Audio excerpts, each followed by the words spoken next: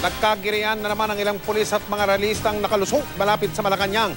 Ipinoprotesta ng mga realista ang umano'y kawalan ng aksyon ng Administrasyong Aquino sa krisis na nagaganap ngayon sa Sabah. Nakatutok si Teresa Andrada. Pilit itinulak ng mga pulis ang mga miyembro ng Gabriela patungo sa Peace Arc sa Mendiola Bridge. Nakalapit ang grupo sa kahabaan ng JP Laurel Street, ilang metro na lang sa palasyo ng Malacanang.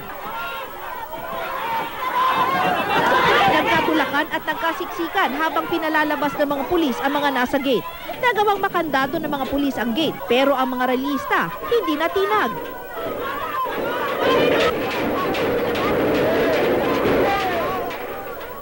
Ang ibang pulis na rumesponde tila hindi handa dahil walang bit-bit na transyon. Nagkapit-bisig na lang para itulak patungong Peace Arc ang mga realista.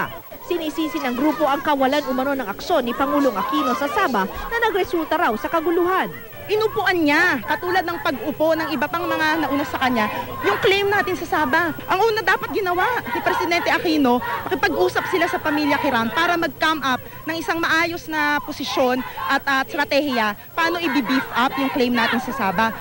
Aminado ang mga pulis, nalusutan sila. Sumabay daw sa mga magsisimba sa St. Jude ang mga realista kaya nakalapit sila sa Malacanang. Maliban sa gasgas, ilang sugat at pagkasira ng ilang personal na gamit sa hanay ng mga realista, wala namang naiulat ng malubhang na sugatan. Sa Peace Arc na itinuloy ng mga realista ang kanilang programa.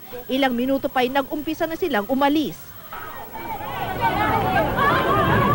Pero nagkagulo ulit ng dakpin ng mga pulis ang ilang umano'y nagsimula ng protesta.